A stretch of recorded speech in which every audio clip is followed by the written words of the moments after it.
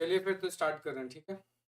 जो आ गया सो ठीक है, जो नहीं आया है वो जाने। तो बायोटेक्नोलॉजी क्या होता है इसको समझते हैं। बायोटेक्नोलॉजी के अंदर हम बेसिकली क्या डिफाइन करते हैं, जो भी हमारे पास माइक्रो ऑर्गेनिज्म है, माइक्रो ऑर्गेनिज्म हो गया या फिर आपका कोई एनिमल हो गया, प्लांट सेल हो गया, या उससे रिलेटेड कोई भी प्रोडक्ट हो गया।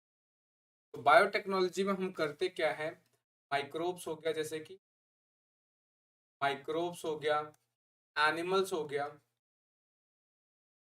प्लांट सेल हो गया, या इनमें से तीनों में से किसी के प्रोडक्ट्स हो गए, या इनमें से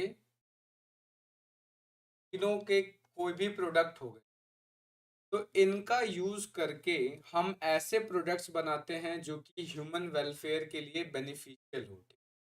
जो ह्यूमन वेलफेयर के लिए बेनिफिशियल होंगे उसको हम बोलते हैं बायोटेक्नोलॉजी। बायोटेक्नोलॉजी को अगर मैं सिंपली डिफाइन करूं तो बायोटेक्नोलॉजी क्या है। बायोटेक्नोलॉजी एक ऐसा साइंस है जहां पर हम microbes, animal cell, plant cells या इन तीनों से मिलने वाले प्रोडक्ट का यूज करके हम ऐसे प्रोडक्ट्स बनाते हैं। हम ऐसे प्रोडक्ट यहाँ पे बनाएंगे जो कि ह्यूमन के लिए बेनिफिशियल हो, ठीक है। ह्यूमन यूज के लिए क्या हो, बेनिफिशियल होंगे। तो ऐसे प्रोडक्ट्स को हम क्या बोलेंगे, यहाँ पर बायोटेक्नोलॉजी बोलते हैं। यहाँ तक चीजें क्लियर हैं आप सभी को? हाँ, वॉइस क्लियर आ रही है आपको? बायोटेक्नोलॉजी क्या है, एक ऐसा साइंस जहां पर हम क्या कर रहे हैं, प्लांट सेल्स, एनिमल सेल्स या माइक्रोब्स का यूज करके ऐसे प्रोडक्ट्स बनाएंगे जो ह्यूमन के लिए बेनिफिशियल होते हैं, ठीक है। नेक्स्ट अगर हम बात करें कि बायोटेक्नोलॉजी में हम कर क्या रहे हैं, जनरली एक साइंटिस्ट थे, रिकॉम्बिनेंट डीएनए टेक्नोलॉजी को हमें यहाँ पे बनाना है, यानी आरडीएनए बनाना होता है हमें। आरडीएनए का क्या मतलब होता है? आरडीएनए का सिंपल मतलब होता है, आरडीएनए का मतलब होता है रिकॉम्बिनेंट डीएनए। का क्या मतलब होगा? का मतलब होता है रिकॉम्बिनेंट डीएनए। रिकॉम्बिनेंट डीएनए क्या होता है? रिकॉम्बिनेंट डीएनए एक ऐसा डीएनए होता है जिसके अंदर हमारा जीन ऑफ इंटरेस्ट प्रेजेंट हो। सपोज करो कि एक प्लांट है, जैसे मान लेते ये प्लांट है, इस प्लांट के अंदर से मैंगो ट्री है, ऐसा सपोज कर लेते ये एक मैंगो ट्री है। इस मैंगो ट्री के अंदर नंबर ज्यादा है, यानी मैंगो के नंबर ज्यादा है, लेकिन इसका टेस्ट बहुत वाहियात है, ये टेस्ट अच्छा नहीं है। लेकिन एक ऐसा मैंगो ट्री है जिसका टेस्ट बहुत सही है, लेकिन उसके नंबर्स कम है। तो हम क्या करते हैं, उसका एक पर्टिकुलर जीन लेके आते हैं, जो टेस्ट वाला जीन है, वो टेस्ट वाला जीन यूज करते हैं। और टेस्ट वाले जीन का यूज करके हम क्या करेंगे, यहाँ पर एक प्रोडक्ट का फॉर्मेशन करेंगे, यानी यहाँ पे एक डीएनए बनाएंगे, यानी इसके अंदर इसका डीएनए यहाँ पे जोड़ देंगे। तो जोड़ने के बाद एक जो नया डीएनए बन के आता है उसको हम क्या बोलते हैं, रिकॉम्बिनेंट डीएनए बोलते हैं। वॉइस आ रही है सभी को? क्या ये चेंज नहीं हो रहा क्या पीपीटी?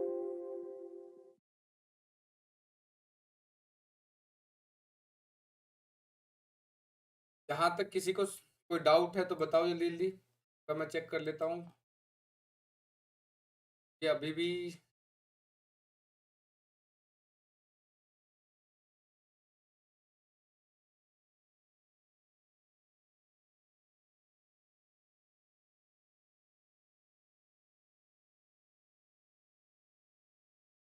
जहां तक सभी को क्लियर है, कोई डाउट है तो बताएं।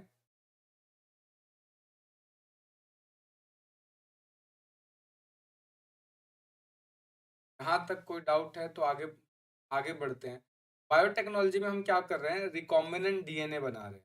यहाँ पे हम क्या बना रहे हैं, रिकॉम्बिनेंट डीएनए बनाने की कोशिश कर रहे हैं हम, ठीक है।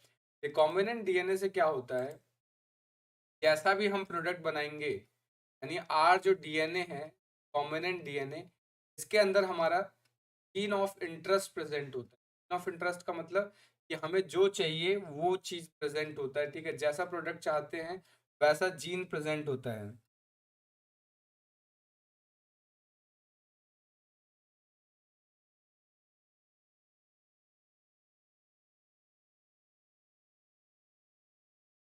यहाँ पर अभी आप देखो दिखाई दे रहा होगा।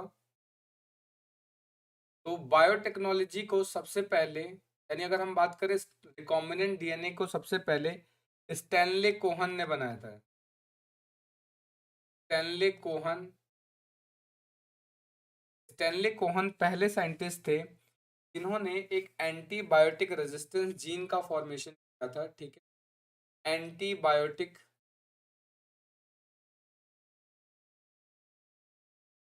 एंटीबायोटिक रेजिस्टेंस,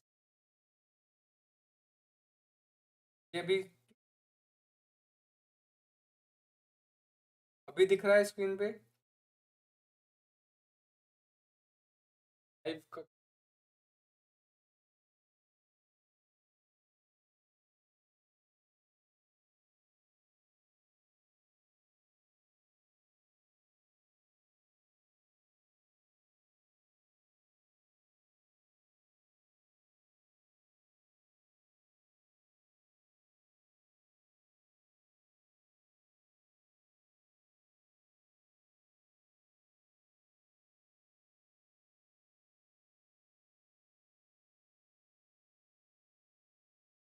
कोई सारी है।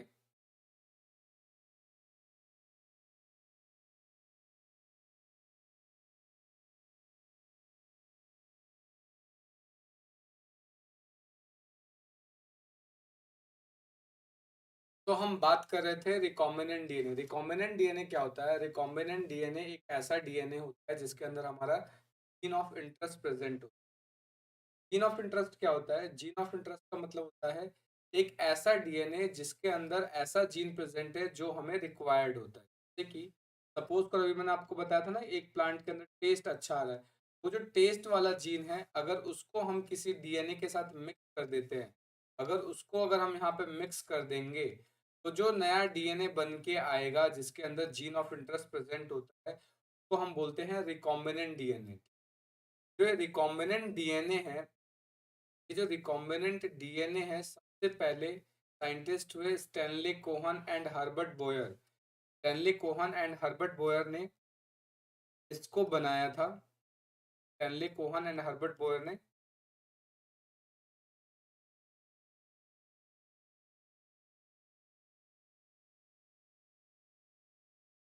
तो अब हम सबसे पहले समझते हैं कि डीएनए टेक्नोलॉजी में प्रिंसिपल्स क्या क्या यूज कर। यहाँ से मैं स्टार्ट करूंगा। Principles principles used in NA, और सिंपली हम बोल सकते हैं biotechnology used in biotech.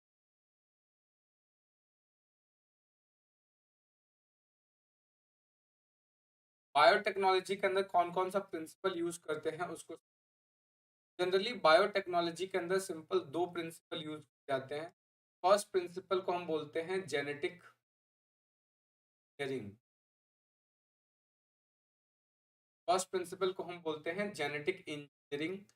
Genetic engineering का क्या मतलब होता है? डीएनए या जेनेटिक मटेरियल को अल्टर करने का जो मेथड होता है उसको हम बोलते हैं जेनेटिक इंजीनियरिंग। तो it is a method to alter alter the chemistry of genetic material.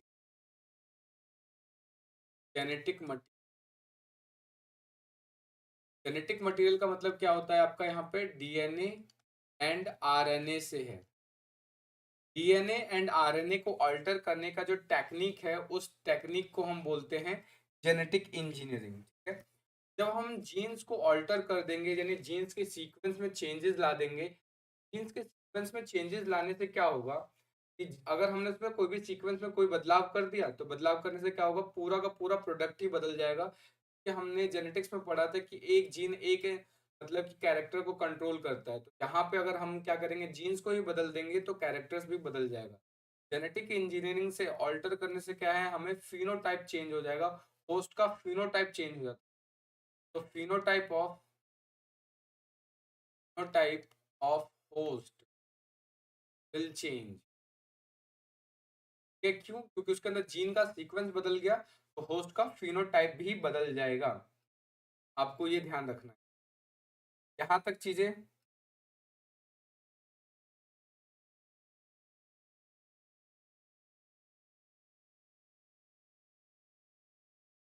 हाँ जी, आपकी भी क्लास लगा देंगे। अभी तो फिलहाल ये बताओ कि आपको दिख रहा है कि नहीं दिख।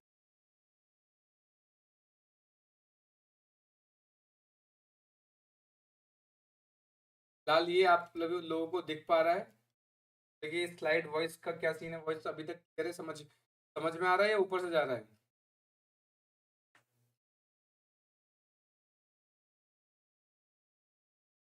तो जेनेटिक इंजीनियरिंग में बेसिकली हम क्या कर रहे हैं, केमिस्ट्री को ऑल्टर कर रहे हैं, ठीक है। यहाँ पे जो भी केमिस्ट्री है, जेनेटिक मटेरियल के सीक्वेंस बदल रहे हैं।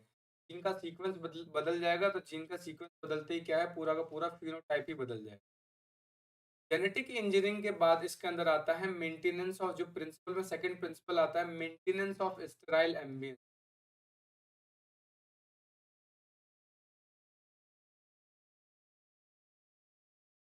Maintenance of sterile ambience. Maintenance of sterile ambience यानी जो सेकंड प्रिंसिपल है, सेकंड प्रिंसिपल क्या है, maintenance of sterile ambience. Sterile ambience का मतलब क्या होता है, एक ऐसा एम्बियंस का मतलब होता है एटमॉस्फेयर। एम्बियंस का सिंपल मतलब होता है एटमॉस्फेयर, और स्टेराइल का मतलब होता है माइक्रोब्स फ्री। Microbes free. जैसे जेनेटिक इंजीनियरिंग करके सपोज करो आपने अपना डिजायर्ड जीन बना लिया, डिजायर्ड जीन का मतलब रिकॉम्बिनेंट डीएनए आपने बना लिया।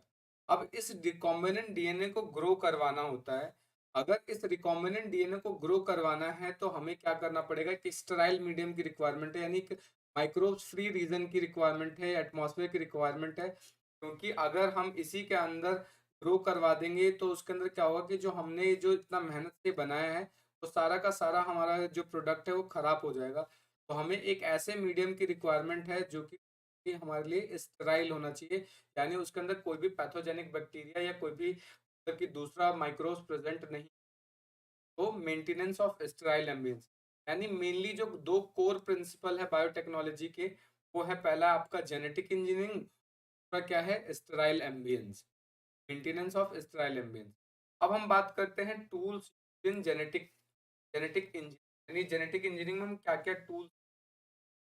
तो सबसे पहले हम देखेंगे tools used in genetic engineering.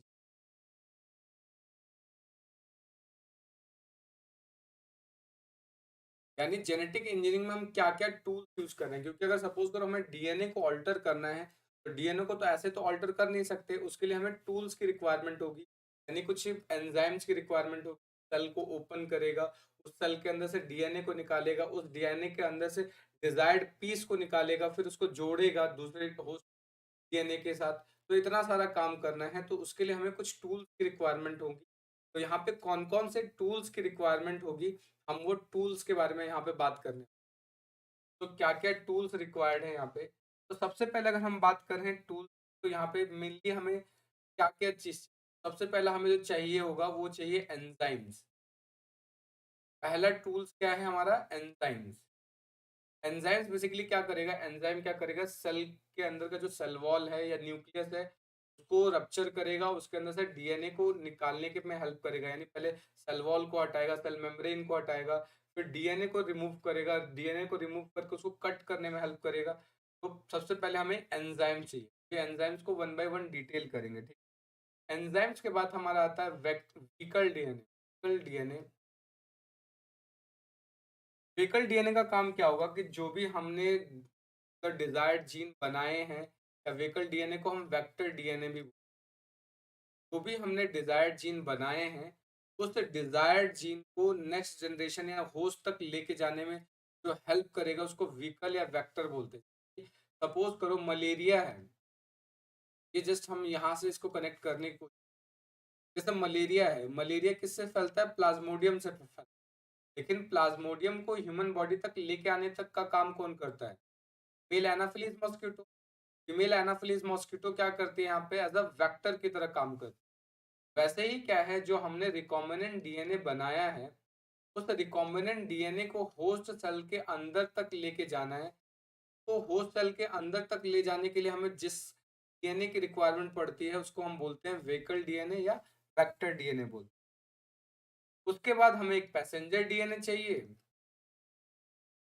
Messenger DNA, and the most important हमें क्या चाहिए, होस्ट चाहिए, जिसके अंदर हम ये सारा का सारा चेंजेस करने वाले हैं, तो हमें होस्ट सेल की रिक्वायरमेंट चाहिए। तो यानी ये जो मेन हमारे पास 4 मेजर टूल्स हैं, का यूज करके हम क्या करने वाले हैं यहाँ पे, जेनेटिक इंजीनियरिंग मतलब डीएनए को अल्टर करेंगे। पहले enzymes, physical DNA, passenger DNA. तो अब हम क्या कर रहे हैं, वन बाय वन अब आगे करते हैं। सेकंड प्रिंसिपल का क्या मतलब है, सेकंड प्रिंसिपल है मेंटेनेंस ऑफ स्टेराइल एम्बियंस। जैसे ऐसा सपोज करो कि एक सेल हमने लिया, सेकंड वाली स्लाइड पे मैं दोबारा से पहले आता हूँ। जैसे सपोज करो, पहले हम जेनेटिक इंजीनियरिंग का मतलब समझते हैं। जेनेटिक इंजीनियरिंग का मतलब है कि हमने एक डिजायर्ड डीएनए बना लिया, जो भी हमें डीएनए चाहिए था वो डिजायर्ड डीएनए बना लिया, और उस डिजायर्ड डीएनए को हम बोलते हैं आरडीएनए, रिकॉम्बिनेंट डीएनए बना। तो जो रिकॉम्बिनेंट डीएनए होता है, इसका अमाउंट काफी कम होता है, हमें इसको ग्रो करवाना होता है। तो अब इसको ग्रो करवाना चाहते हैं, तो ग्रो करवाने के लिए हम एक ऐसे मीडियम को चूज करते हैं जहाँ पे कोई पहले से ही पैथोजन बैक्टीरिया प्रेजेंट ना हो। कि अगर पहले से ही कोई पैथोजन बैक्टीरिया प्रेजेंट है, तो उसमें अगर हम अपना सेल ग्रो करवाएंगे तो ये हमारे इसको खराब कर सकता है, इसको कॉन्टैमिनेट कर सकता है। इसलिए क्या है, स्टेराइल एम्बियंस होना चाहिए। स्टेराइल का मतलब कि माइक्रोबियल फ्री होना चाहिए, ठीक है। होस्ट सेल क्या है, होस्ट सेल का मतलब होता है जिसके अंदर चीजें चल रही है। होस्ट का मतलब होता है जिसके अंदर हमें चेंजेस लाना हो। जैसे सपोज करो मलेरिया का एग्जांपल लेते हैं। मलेरिया किससे फैलता है, प्लाज्मोडियम से फैलता है। यानी प्लाज्मोडियम ही एक ऐसा मेन प्रोटोजोन है जो कि मलेरिया फैलाता है। लेकिन मलेरिया को ह्यूमन में लेके आना है। सपोज करो ह्यूमन में लेके जाना चाह रहे हैं, तो ह्यूमन बॉडी क्या है, यहाँ पे होस्ट है जिसके अंदर प्लाज्मोडियम अपना असर दिखाए। और प्लाज्मोडियम को ह्यूमन बॉडी तक लेके आने के लिए जो यूज किया जाता है, कौन यूज किया जाता है, फीमेल एनाफिलीज मॉस्किटो। तो फीमेल एनाफिलीज मॉस्किटो इस प्लाज्मोडियम को हमारे बॉडी के अंदर डाल देती है, ठीक। ये जो बॉडी कहलाएगी जिसके अंदर वो अपना इफेक्ट शो करेगा, उसको होस्ट बोलेंगे। यहाँ पे होस्ट सेल का मतलब है जिस सेल के अंदर हम चेंजेस लाना चाहते हैं, हम चाहते हैं कि ये चीज ये दिखे। जैसे सपोज करो मैंगो ट्री का एग्जांपल है। जैसे मान लो कि एक मैंगो ट्री है, जैसे करो एक मैंगो ट्री है जिसके अंदर नंबर्स बहुत कम आते हैं, मतलब नंबर्स कम है बट टेस्ट बहुत अच्छा है। टेस्ट काफी अच्छा है लेकिन नंबर्स बहुत कम है। दूसरा जिसके अंदर नंबर बहुत अच्छा है लेकिन टेस्ट कम कम है। यानी दो ट्री है, T1 एंड T2, दो ट्रीज हैं। इसका क्या है, नंबर्स अच्छा है बट टेस्ट बेकार है। इसका टेस्ट अच्छा है बट नंबर्स क्या है, बेकार है। तो हम क्या करेंगे, इसके अंदर से टेस्ट वाले जीन को एक वेक्टर डीएनए के अंदर इम्प्लांट करेंगे और इसको फिर इसके अंदर डाल देंगे, सो दैट ये जीन इसके अंदर चला जाए और इसके अंदर फिर असर होना दिखाना स्टार्ट हो जाए। तो क्या होगा, फिर नंबर्स भी अच्छे आएंगे, टेस्ट भी अच्छे जाएंगे, ठीक है। सर ये सब करते किस लिए, ताकि हमें अच्छे से अच्छा प्रोडक्ट मिल। यानी हमें कि आजकल पता है कि पॉपुलेशन इतनी ज़्यादा ग्रो हो रही है, ठीक है, पॉपुलेशन इतनी ग्रो कर रही है, हमारे पास रिसोर्सेज लिमिटेड हैं। हमें सबका हंगर कंप्लीट करना है, ऐसे प्रोडक्ट्स बनाने हैं जो कम स्पेस में ज़्यादा से ज़्यादा वैल्यूएबल हो, ठीक है। कि अगर सपोज करो क्योंकि स्पेसिस इतना कम है, हम ऐसे प्लांट्स ऐसे एनिमल्स ग्रो नहीं कर सकते ज़्यादा, और लेकिन नीड तो सभी की है। तो हम ऐसे मेथड्स को ढूंढने की कोशिश करते हैं जो कि ह्यूमन के लिए काफ़ी बेनिफिशियल हो, कम समय ले, कम टाइम ले, मतलब कि कम खर्चा लगे और हमारा अच्छा से अच्छा प्रोडक्ट बने, इसलिए हम इसका यूज़ करते हैं। तो अब मेरे ख्याल से समझ में आ गया होगा जेनेटिक इंजीनियरिंग में किन किन टूल्स का यूज करना होता है। एंजाइम्स, एंजाइम्स क्या होते हैं, ये ऐसे केमिकल्स हैं जो डीएनए एक्सट्रैक्शन में हेल्प करेंगे, यानी डीएनए निकालेंगे। वेहिकल डीएनए या वेक्टर डीएनए क्या होते हैं, वेक्टर डीएनए का काम होता है जो हमने डिजायर्ड जीन निकाला है उसको होस्ट सेल के अंदर ले जाने का काम करता है, ठीक है। बिना वेक्टर के हम नहीं ले जा सकते। बस ये मलेरिया वाला आप एग्जाम्पल याद रखेंगे। मलेरिया के अंदर क्या होता है, मलेरिया के अंदर प्लाज्मोडियम आपका क्या है, आपको बीमारी कॉज करने वाला है। यानी मान लो कि इसको ये ऐसा मान लो कि ये हमारा डिजायर्ड चीज है, डिजायर्ड जीन है, ठीक है। ये डिजायर्ड जीन है और इसको ये होस्ट है हमारा ह्यूमन जिसके अंदर करेक्टर दिखाना है, नहीं मलेरिया दिखाना है। इस प्लाज्मोडियम को इसके अंदर ले जाने के लिए जिसका यूज करेंगे वो हमारा वेक्टर हो जाएगा। यहाँ तक चीजें सभी को क्लियर आ रही हैं? अगर यहाँ तक कोई डाउट है तो बताओ, फिर हम वन बाय वन डिटेल करेंगे कि एंजाइम्स क्या करता है, मतलब कौन कौन सा एंजाइम यूज करेंगे, कौन कौन सा व्हीकल होता है, पैसेंजर डीएनए क्या होता है, डिटेल करेंगे। यहाँ तक किसी को कोई डाउट है तो जस्ट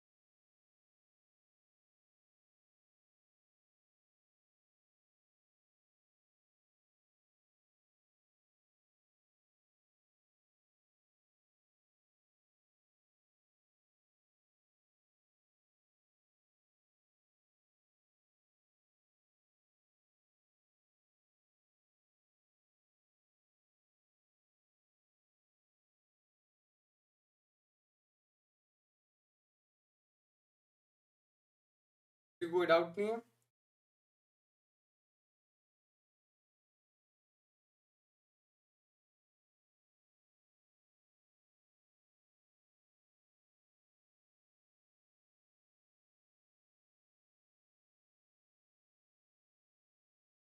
फिर आगे बढ़ते हैं। हाँ मैं इसको बुक दे दूंगा चांद को। नेक्स्ट अब बात करते हैं एंजाइम्स कि हम क्या क्या यूज करने वाले हैं। सबसे पहले डिटेल करेंगे एंजाइम्स के बारे में।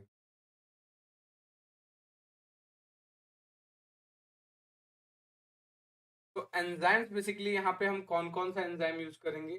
जो सबसे पहला एंजाइम यूज करेंगे वो यूज करेंगे लाइसिंग एंजाइम। जो पहला एंजाइम है हमारे पास वो है लाइसिंग। पहला है लाइसिंग एंजाइम। तो लाइसिंग एंजाइम बेसिकली क्या करता है हमारा। फर्स्ट एंजाइम जो है वो है लाइसिंग। लाइसिंग एंजाइम का काम क्या होगा, कौन बताएगा।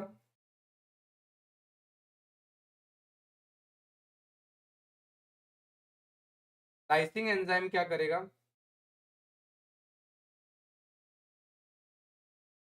लाइसिंग एंजाइम का मेन फंक्शन होता है, कोई नहीं बता रहा। जनरली बैक्टीरिया जैसे सपोज करो, ऐसा समझते हैं ये हमारा एक बैक्टीरियल सेल है। तो ये इसका बैक्टीरिया के ऊपर जो सबसे ऊपर होता है वो होता है सेल वॉल। जनरली हमें डीएनए कहाँ मिलेगा, डीएनए न्यूक्लियस के अंदर मिलेगा। ऐसा मान लेते हैं डीएनए हमारे न्यूक्लियस के अंदर मिलेगा। अब ये मान लेते हैं सेल वॉल है। तो सबसे पहले मुझे यहाँ से न्यूक्लियस से डीएनए को एक्सट्रैक्ट करने के लिए, यानी यहाँ से डीएनए को निकालने के लिए सबसे पहले मुझे सेल वॉल को डैमेज करना पड़ेगा या सेल वॉल को डिसॉल्व करना पड़ेगा। सेल वॉल को डिसॉल्व करने के लिए जिस एंजाइम का यूज करते हैं उस एंजाइम को हम क्या बोलते हैं, लाइसिंग एंजाइम बोलते हैं। यहाँ तक मेरे ख्याल से समझना चाहिए। इसका यूज हम किस लिए करते हैं, बैक्टीरियल सेल वॉल को डिसॉल्व करने में हेल्प करते हैं। तो used in dissolving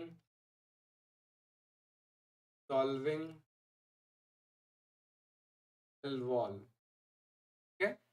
cell wall को डिसॉल्व करने में they are able to hydrolyse the bacterial cell wall. ठीक है। ये बैक्टीरियल सेल वॉल को डिसॉल्व या हाइड्रोलाइज करने में यूज किए जाते हैं। जैसे कि एग्जाम्पल में कोई लाइसोजाइम का एग्जाम्पल बताओ। जैसे लाइसिंग एंजाइम का एक एग्जाम्पल हो गया लाइसोजाइम। लाइसोजाइम ठीक है। तो लाइसोजाइम का काम क्या होता है, लाइसोजाइम बैक्टीरियल सेल वॉल को डिसॉल्व करने में। उसके अलावा दूसरा क्या हो सकता है, काइटिनेज हो सकता है। काइटिनेज काइटिनेज क्या करता है, फंजाई के सेल वॉल को डिसॉल्व करता है। ठीक। फंजाई सेल वॉल,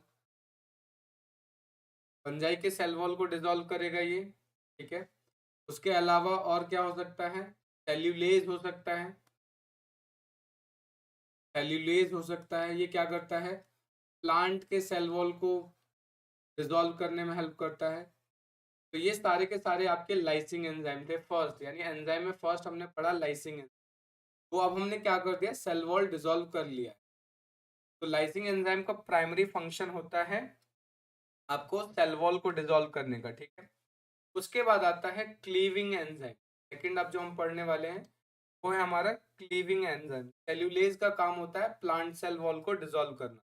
कि हम बायोटेक्नोलॉजी में प्लांट सेल्स का भी यूज करते हैं ह्यूमन के लिए, ह्यूमंस के प्रोडक्ट बनाने के लिए यूज करते हैं। तो प्लांट सेल वॉल को डिसॉल्व करने के लिए, क्योंकि प्लांट सेल वॉल किसकी बनी होती है, सेल्यूलोज की बनी होती है। सेल्यूलोज को डाइजेस्ट करने के लिए जो जिस एंजाइम की रिक्वायरमेंट होती है हम सेल्यूलेज बोलते हैं। फंजाई की सेल वॉल काइटिन की बनी होती है, हमें काइटिनेज की रिक्वायरमेंट पड़ती है यहाँ पे। ठीक है। नेक्स्ट एंजाइम जो हम यहाँ पे यूज करेंगे वो है हमारा क्लीविंग एंजाइम। नेक्स्ट यूज जो एंजाइम करेंगे that is cleaving enzyme. Cleaving enzyme क्या करता है? क्लीव करता है यानी डीएनए को तोड़ता है, यानी अब हम सेल वॉल को तोड़ के अंदर आ चुके हैं, मेन सेल के अंदर एंटर कर चुके हैं, ठीक है।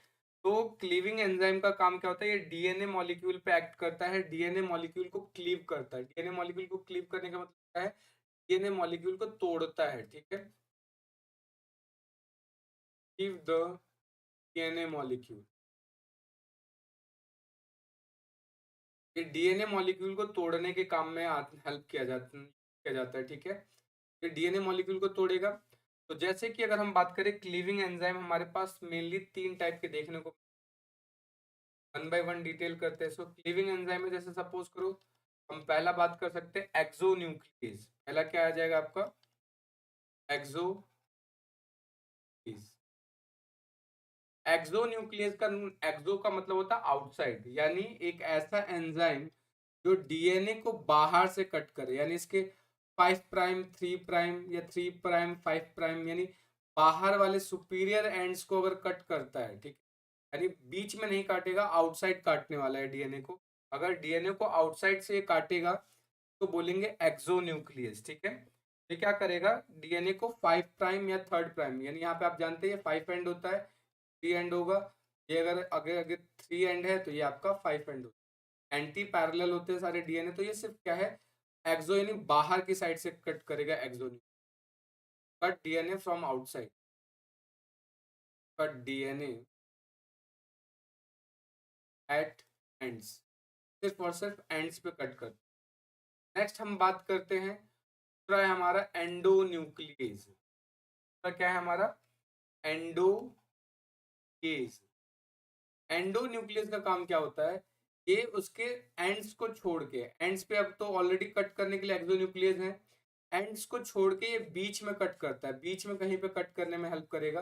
तो ये क्या है? एंडोन्यूक्लियस होगा, ठीक है। बाहर को छोड़ने के बाद ये कहीं और कट कर सकता है, अंदर की तरफ कट कर देगा।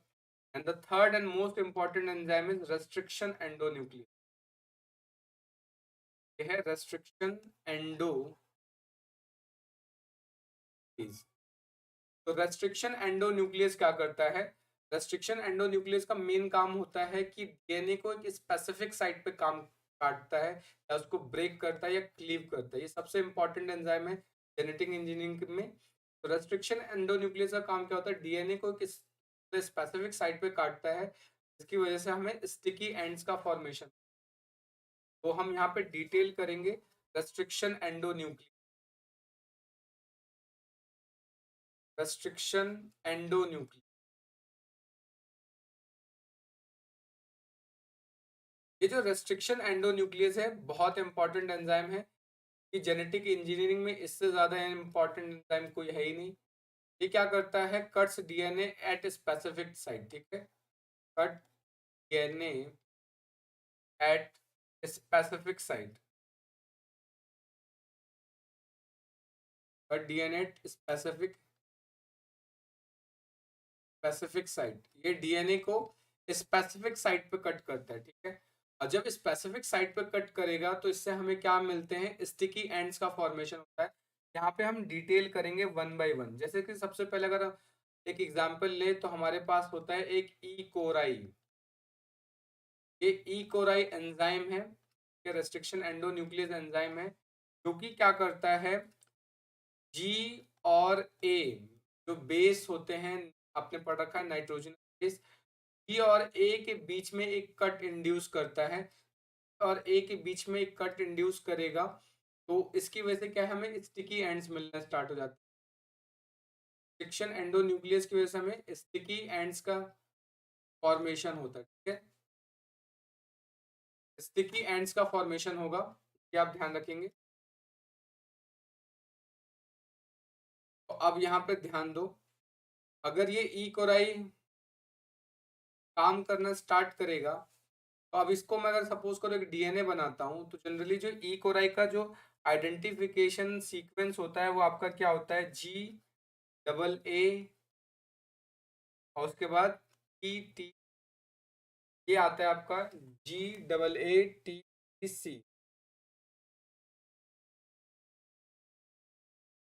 ये आपको याद रखना है, AA तो अगर सपोज करो, क्योंकि जो भी ये पैलिंड्रोमिक सीक्वेंस है, जो भी ये कट करता है वो इसी सीक्वेंस में करेगा। सपोज करो डीएनए का ये डबल स्ट्रैंड है, इसको ऐसा समझ लेते हैं, और यहाँ पे बेस सीक्वेंस के बाद ए ए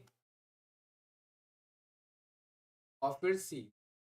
दूसरा एंटी पैरेलल होता है, तो एंटी पैरेलल है तो यहाँ पे क्या होगा, जी ए ए, यहाँ पे टी, ये टी, और उसके बाद ये सी।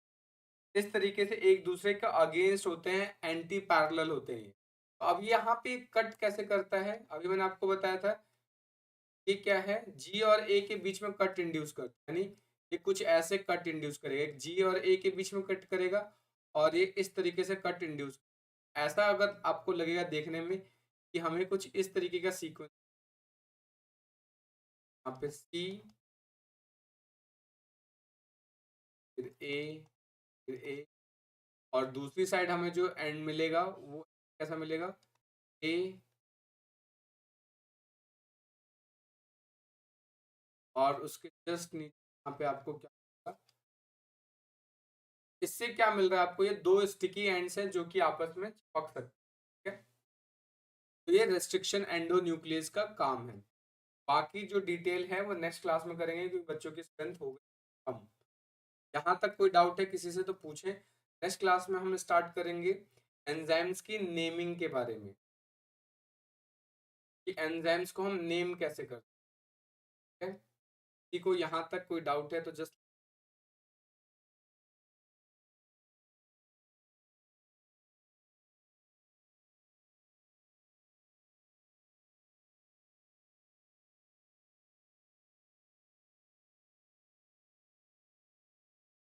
जल्दी बताओ भाई लोग, क्लास एंड करते हैं। यहाँ तक किसी को कोई डाउट है just let me know.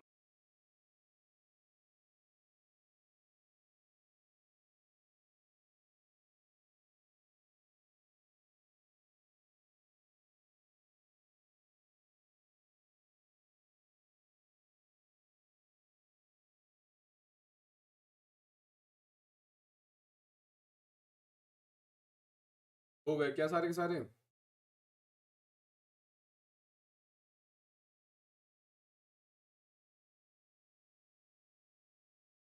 Last का एक बार रिपीट कर दूं।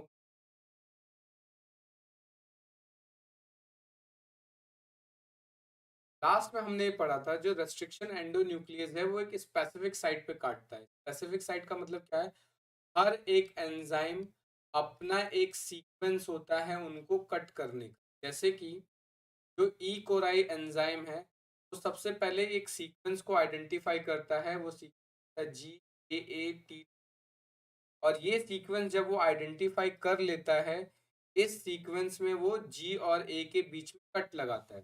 जैसे सपोज करो ये एक डीएनए है, उस डीएनए में उसने सबसे पहले इस सीक्वेंस को आइडेंटिफाई किया कि कहाँ पे GAAT का सीक्वेंस, क्योंकि जो आपको पता है डीएनए एंटी पैरेलल होता है। एंटी पैरेलल का मतलब जो ऊपर है उसका अपोजिट नीचे रहता है। तो उसने मतलब कि ई कोराई पहले आइडेंटिफाई करेगा कि कहाँ पे ये सीक्वेंस, तो ये सीक्वेंस मिल गया GAATTC। इस सीक्वेंस को उसने आइडेंटिफाई किया तो उसका जस्ट अपोजिट मिल गया। जैसे इसको सीक्वेंस वो आइडेंटिफाई होगा, उसका तो डीएनए को जी और ए के बीच में से कट कर देगा, यहाँ से इसको कट कर देगा, ऊपर वाले एंड को यहाँ से कट करेगा और नीचे वाले एंड को यहाँ से कट।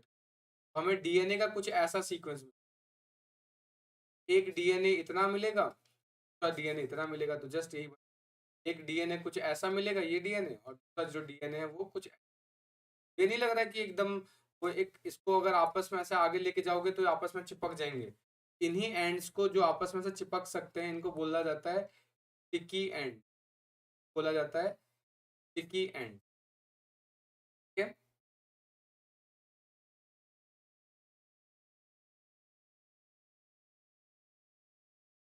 बाकी कल हम इसके नेमिंग को सीखेंगे कि कैसे हम नेम करते हैं। ठीक है, या इसका मैं एक रिकॉर्ड कर लेता हूँ शुरुआत से। बिल्कुल बायोटेक्नोलॉजी का, क्योंकि शुरुआत में आई थिंक मेरे ख्याल से वॉइस में दिक्कत आई थी, यहाँ तक का रिकॉर्ड करके डाल भी देता हूँ, ठीक। होप यहाँ तक आपको अच्छे से समझ में आया। मिलते हैं कल। ओके भाई लोग, बाय बाय। खाना वाना खाओ, सो यार, कल मिलते हैं स्कूल में। Bye bye. चलो, बाय, गुड नाइट एवरीवन।